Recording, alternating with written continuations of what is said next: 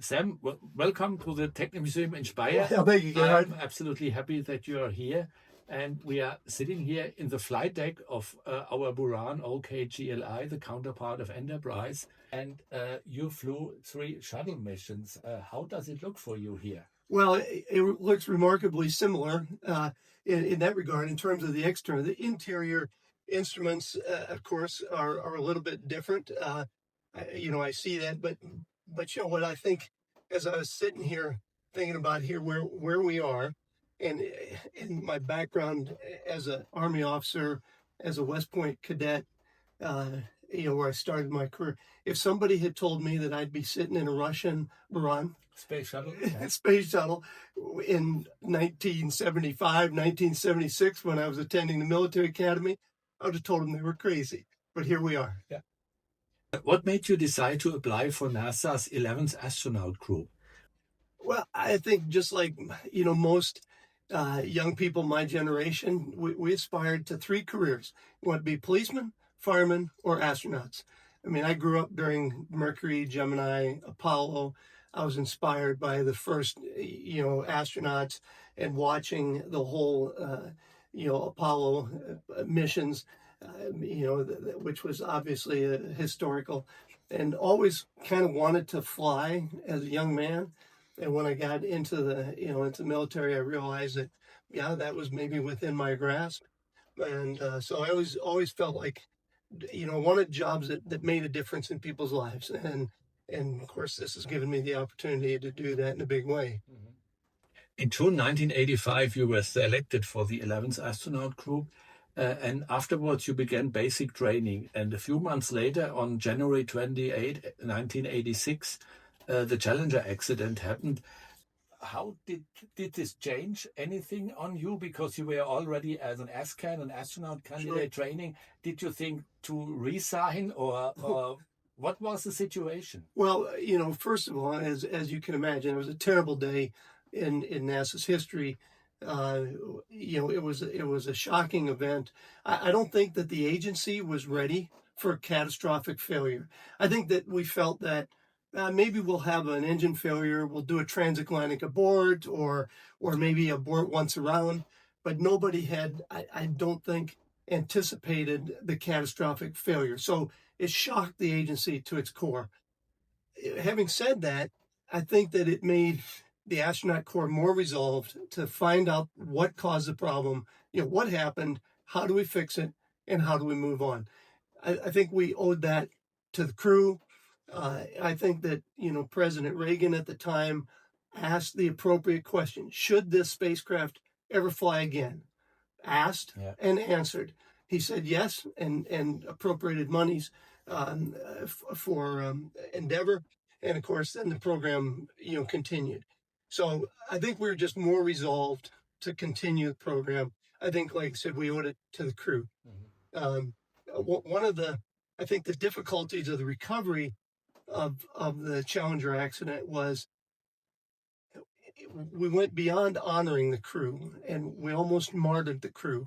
And anytime you have that emotion, it takes a lot to recover from that. But we did, and flew another 100 flights past. What tasks did you have to perform as a mission specialist in the middeck during launch and flight deck during landing on board Columbia on your first mission, STS-38, in 1990? Sure. So on that mission, I was Mission Specialist 3. So I was one of the entry engineers. So we have MS-1 who does the ascent engineering role, plays the ascent engineering role.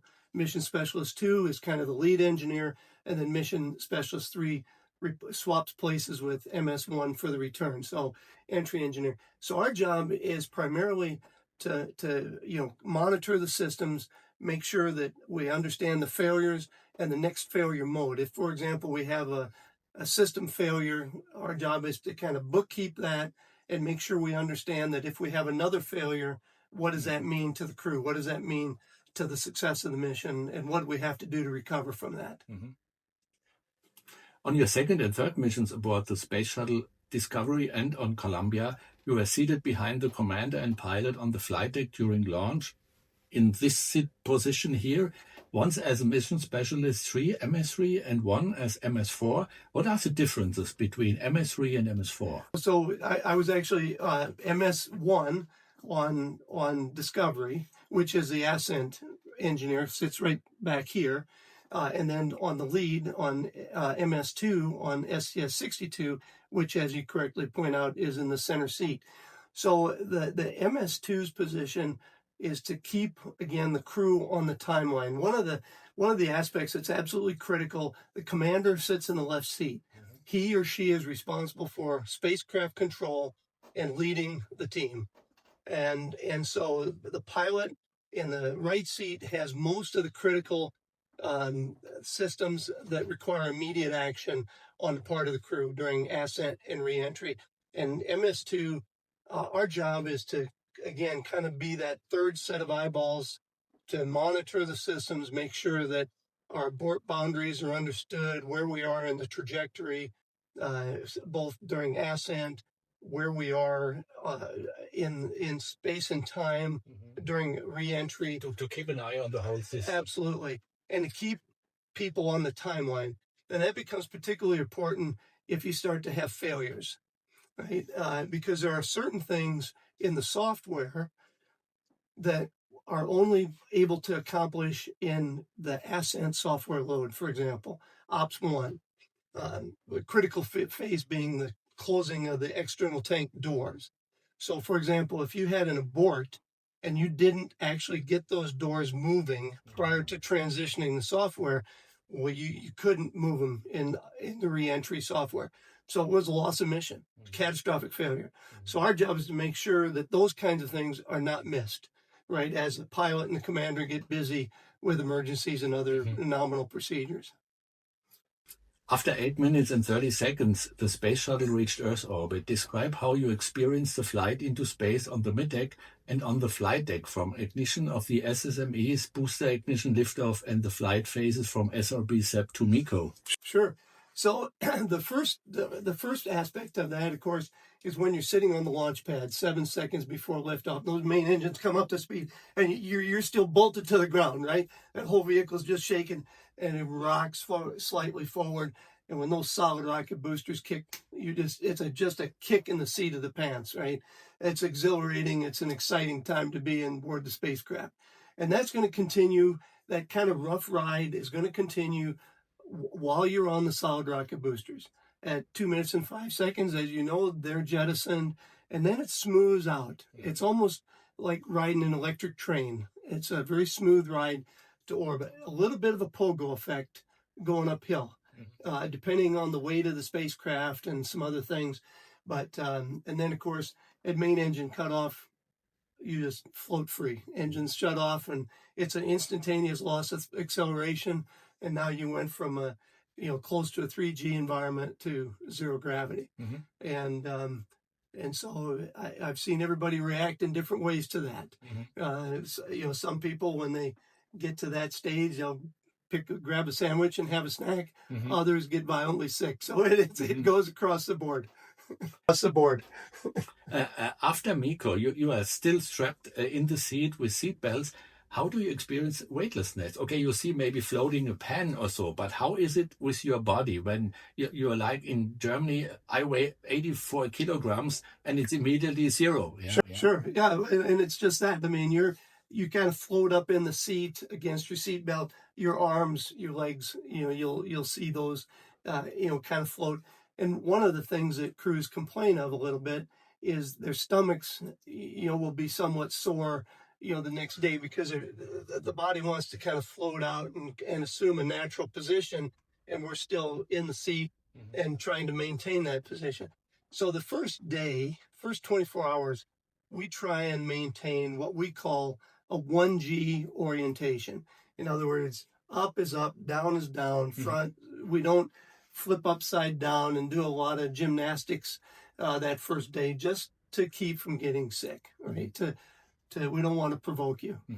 As a mission specialist, tell me 1 or 2 tasks you have to do beside the liftoff and landing procedures. Yeah, sure. So as a mission specialist, we're going to do most of the science and most of the payload activities. So, for example, on STS-38, which is a classified mission, we can't talk about the details of that, but we do acknowledge that we did have a deployable payload.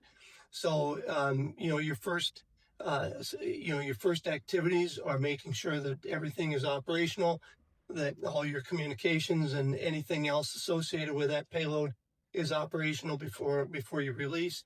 Same thing on STS-48. We had the upper atmosphere research satellite. That was one that was pulled out of the payload bay and released off of the remote manipulator arm. And then, finally on STS-62, that was mostly remote science in the payload bay. So most of the activities for the flight crew, our science was inside on the mid-deck primarily. We did the mid-deck zero gravity dynamics experiment, for example, which is kind of a precursor to the International Space Station build. We did a number of protein crystal growth experiments. Those are the kinds of things, and medical experiments on our own bodies. Mm-hmm. We are sitting here in the flight deck of the Soviet space shuttle BURAN OK-GLI, the counterpart of the US space shuttle Enterprise OV-101. During your 3 missions, you flew in the flight deck twice during launch and landing. Does it bring any memories for you? The difference here is we have ejection seats, Yes. like we had on Columbia for the first 4 flights, the OFT flights, but back then we had typically normally seats. Sure. No, I mean, this is very familiar territory. I mean, the configuration, speed brakes, throttles, instrumentation, center console, it's very similar. Some of the instruments, again, position indicators and other things are very, very similar, very common. Overhead panels. That's of course on the shuttles we had over the pilot and the commander seats. We had a number of panels, system panels that aren't on here, obviously, because those systems are not installed. The general purpose computers, the basically the propulsion systems, electrical power distribution systems, and propellants and those kinds of things. But this is all very familiar territory. Brings back great memories. On the space shuttles like Columbia, Challenger, Discovery, Atlantis, and Endeavour, they flew into space, and this is the reason why there were many more instruments, because you had to put a rocket into a living spacecraft. Yes. In Earth orbit. Yeah. So describe 1 or 2 major challenges and what were the most exciting experiences during your 3 missions. Maybe some funny things or some surprising things. Sure. Well, I think, the most challenging systems, I think, on board the spacecraft, that for me, learning the systems was the general purpose computers, the brains of the spacecraft, because we have 5 computers all running in unison, 4 of them actually running in unison, 1 running in backup mode. So learning that system and how it controls everything is a bit of a challenge. And the electrical power distribution system, very complex system, lots of potential for failure, and some of those failures are very insidious. They're hard to detect, they're hard to troubleshoot, and so those systems are always a challenge. In terms of the exciting times, fortunately for us, most of our missions went very well. We had a few failures. For example, minor ones. Minor environmental control systems, and that was just a matter of flipping a switch and going to a backup system. We had one more critical failure, which was a disconnect of a fuel cell, and fortunately, the pilot was actually seated at the time that happened, so he was very quickly able to react to it. Mm-hmm. I mean, the reason that's a critical failure is you have about 15 seconds to correct that, or you risk losing that fuel cell. Mm-hmm. And so if you lose that fuel cell, now you're middle duration mission. Yep, you have 3 fuel cells, and they have to be all active. Have all active, or you're going to shorten the mission. Yeah, this happened on STS-83. Correct. You have to come back 3 days after launch. Yeah, because you can't afford a second failure, right? The spacecraft will operate with a second failure, but again, it's in a disabled mode, if you will. Yeah. So that's a critical failure.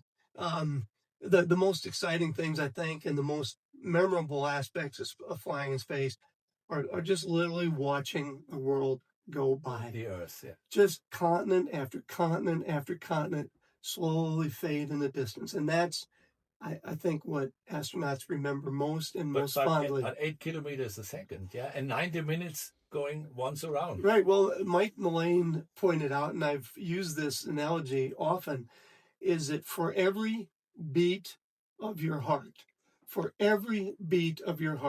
you're going 8 kilometers. That's great. Yeah. Yeah. So this is your first time, so your first visit to the Apollo and Beyond space exhibition here at the Technik Museum Speyer. Your classmates from 1985, Mike Baker, Tom Hendricks, and Linda Godwin were already here. What do you like here on the exhibition especially? Well, I think that what's incredible about this is the access and the displays. I mean, the number of aircraft and the number of items that you have on display here, and the authenticity of the displays. I mean, again, here we are in BURAN. You're the only place in the world that's possible. Yeah, yeah, that's right. This is the only place. Sitting in a flight deck of a space shuttle. That's right. And the level of access, the platforms that you have to access all the displays, to give people a close-up view. And again, you know, when you look at the depth and the breadth of all your displays, the transportation, kind of the trains out there, the motorcycles, the cars, the spacecraft, the aircraft, it's a very impressive museum. You know many space museums worldwide. How would you categorize the space exhibition Apollo and Beyond here at the Technik Museum Speyer? Because when we opened it in October 2008, we became the biggest space exhibition for human spaceflight in Europe, not only in Germany. Sure. Well, again, I'm going to get in trouble here for this, but I don't know that in my opinion, this surpasses any of the museums that I've seen, including some of the Smithsonian exhibits. Now, they're different, right? But they're different in a way that this one is different just because of the depth and the breadth of the exhibits here. I think it surpasses anything I've seen. I mean, there's beautiful museums. I encourage people to go. Seattle has a wonderful museum. Yeah. Pensacola has a wonderful museum. Washington has wonderful museums, but nothing that I've seen compares in terms of its breadth. Yeah, but in the US, you are a space country. You have about 300 astronauts. You have now 4 orbiters on display. You have all the capsules from Mercury, Germany, Apollo, and Germany is not a space country. No, that's right. We have only 12 men flown in space, and since April this year, the first woman. Yeah, and I think this is very unique for me, what we have here in Europe. Oh no, absolutely, and for all of those reasons. Yeah, it's a bit uncommon, if you will, to see a museum like of this quality, you know, given the history. This afternoon, you gave a lecture about your career and your space shuttle missions. In your opinion, what is important for you? Why you do so many lectures with your life experience, professional? Well, I think a couple things. One is I see that, you know, those presentations as an opportunity to both educate and to entertain, right? To do a little bit of both, but hopefully to inspire as well future generations of space explorers, and not just to inspire, but to give people a sense of the history that they've lived and their contributions. Because certainly the astronauts are the most visible, but we're not the only players here in the arena. I mean, tens of thousands of people come together to make these programs work. And again, in equal number. You are the tip of the iceberg. That's right. We fly the pointy end of the spear. Yeah. But the real work is done in the background. Yeah. And not just people that are directly involved, but people like yourself and others that put these quality exhibits and bring this to life for people everywhere. It's an important aspect of it. Thank you very much, Sam, for the great interview and for your visit at the Technik Museum Speyer. Thank you. Thank you very much. Thank you for the invite.